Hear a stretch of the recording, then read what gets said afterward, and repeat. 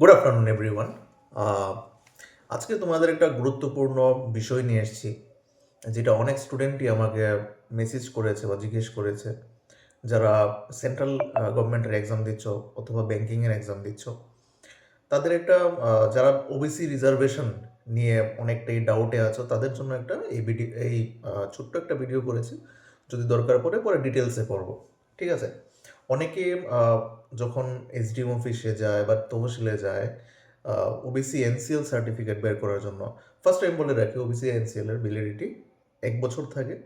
সেটা এপ্রিলের 1 তারিখ থেকে পরের বছর মার্চের 31 তারিখ পর্যন্ত ভ্যালিডিটি থাকে। যে কোনো দিনে বের করো, বছরের যে কোনো সময় বের করো, সেটা মার্চের 31 তারিখ ভ্যালিডিটি শেষ হয়ে যায়। তো যারাই এক্সাম দিচ্ছ, যারা ওবিসি রিজার্ভেশন নেওয়ার চেষ্টা করছো, তাদেরকে বলে রাখি যে অলওয়েজ মার্চের 31-এর পরে যে কোনো টাইমে ওবিসি এনসিএলটা আগে থেকেই বানিয়ে নেবে, যাতে এক্সামের সময় প্রবলেম না হয়। কারণ কিছু কিছু নোটিফিকেশানে, যেমন কিছু কিছু রেলওয়ে এক্সামে, কিছু কিছু ইউপিএসসির এক্সামে, তারা কি বলে যে ফর্ম ফিল আপের আগ পর্যন্ত তোমাদের ওবিসি এনসিএল ইস্যু থাকতে হবে। তো এক্ষেত্রে যদি প্রবলেমে না পড়ো, অলওয়েজ বছরের শুরুতেই, মানে ফিনান্সিয়াল ইয়ার যখন শুরু হবে এর শুরুতেই তোমরা সার্টিফিকেটটা তৈরি করে নেবে। এবার আসি, অনেকের এখানে ডাউট থাকে ইনকাম নিয়ে। ইভেন অফিসে যখন যাব, আমি কাউকে ছোট করতে চাই না এখানে, অফিসে যখন যাব তারাও অনেক সময় কি করে, তারা অজান্তে জিনিসটা বলে ফেলে যে ইডব্লিউএস এবং ওবিসির মধ্যে জিনিসটা গুলিয়ে নেয়, ঠিক আছে? ইডব্লিউএসে যেরকম ইনকাম ক্রাইটেরিয়া থাকে, ওবিসিতে সেরকম ইনকাম ক্রাইটেরিয়া থাকে না। সেটা অন্যরকমভাবে অন্যরকম মেথডে ক্যালকুলেট করা হয়, ঠিক আছে? ফার্স্ট অফ অল, আজকে আমি একটা সেন্ট্রাল গভর্নমেন্টের একটা ওয়েবসাইট থেকে নিয়েছি, যেটা ministry of personal public grievance and pension department of personal and training. এটার মধ্যে ক্লিয়ারলি উল্লেখ আছে যে ওবিসি রিজার্ভেশনের ব্যাপারটা পুরোটাই এখানে দেওয়া আছে। আমি তোমাদের দেখিয়ে দিচ্ছি এটা। This is the documents. আচ্ছা, এখানে category 6, description of category income and wealth test, এখানে ক্লিয়ারলি মেনশন করা আছে। হ্যাঁ, এখানে মেনশন তো করা আছে 8 লাখ, বাট ক্লিয়ারলি মেনশন করা income from salaries or agricultural land shall not be clubbed. এখানে ক্লিয়ারলি এখানে লেখা আছে, তোমরা দেখতে পাচ্ছ কিনা আমি জানি না, এখানে ক্লিয়ারলি লেখা আছে। এটার জন্য ডিসক্রিপশনও তারা দিয়ে দিয়েছে। এবার কেন, তাহলে স্যার কোন ইনকাম অ্যাড হবে এটার মধ্যে, যদি এরকম কোশ্চেন অ্যারাইজ হয়? তো সেটা আমি বলে রাখছি যে স্যালারি এবং এগ্রিকালচার বাদ দিয়ে আরও অনেক রকমের ইনকাম হয়, যেরকম প্রপার্টি রেন্ট, তারপরে লিজে দেওয়া, তারপরে তোমার বিজনেস করা, ওই ওই পারপাসে ওই স্যালারিটা কাউন্ট হবে, ঠিক আছে? এখন ধরো কারোর প্যারেন্টস, অবভিয়াসলি এখানে প্যারেন্টসের ইনকামের কথাই বলা হচ্ছে। কারোর প্যারেন্টস পার ইয়ার 12 লাখ, ধরো 10 to 12 লাখ ইনকাম হচ্ছে।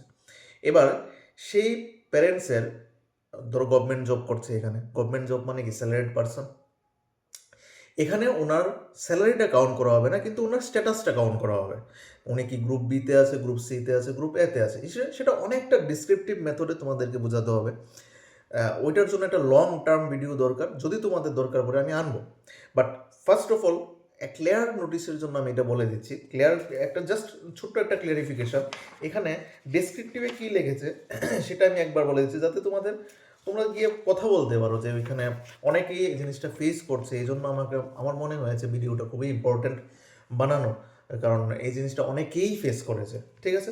যেমন এখানে ক্লজ নাম্বার 9 প্যারা 4, এখানে ক্লিয়ারলি উল্লেখ করা আছে income from the parents from the salaries and from the other sources is determined separately, ঠিক আছে? এরপর লাস্ট লাইনে আমি চলে আসছি, এখানে it may be noted that income from agricultural land is not taken into account while applying the test. এখানে agricultural land থেকেও যদি তোমাদের কোনো ইনকাম হয়, ধরো পার মান্থ তোমার 20 লাখ ইনকাম হচ্ছে, বা পার ইয়ার তোমার 20 লাখ ইনকাম হচ্ছে, তো ওই ক্ষেত্রেও কিন্তু এগ্রিকালচারাল ইনকামটা অ্যাড হবে না, ঠিক আছে? ক্লিয়ার? এবং যদি আদার দেন স্যালারিজ থাকে, যেমন ডিপারেন্স, if either the income of the parents from the salaries or the income of the parents other sources other than the salaries and agricultural land, ঠিক আছে? ওই ক্ষেত্রে যদি 8 লাখ টাকার বেশি হয়, তখনই একমাত্র ওই জিনিসটা কাউন্ট করে। এটার মধ্যে আবার সিস্টেম আছে, এটার মধ্যে কি আছে, যে 3 বছর ইনকামটা কাউন্ট করতে হয়। আচ্ছা, মোদ্দা কথা আমি একটা সিম্পল কনক্লুশনে আসি জাস্ট একটু এই ছোট ভিডিওর জন্য, যে যদি ওবিসি নিয়ে কোনো ডাউট থাকে জাস্ট এতটুকু মনে রাখবে, income from salaries and agriculture count করা হয় না। ঠিক আছে, ক্লিয়ার? বাকি টাইম ভিডিও আনবো ইউটিউবের মধ্যে, তোমরা সবাই দেখে নেবে, একদম ডিটেলসে বলবো এখানে, যেটা তোমাদের ডাউটটা একদম ক্লিয়ার হয়ে যাবে। ঠিক আছে, পড়াশোনা করো, সাথে আমি তো আছি, দেখছি জিনিসটি কি করা যায়। যে জিনিসগুলি ফেস মানুষ করছে, যে জিনিসগুলি স্টুডেন্টরা ফেস করে, সবগুলি জিনিস নিয়ে আমি চলে আসবো। Okay, thank you everyone, all the best.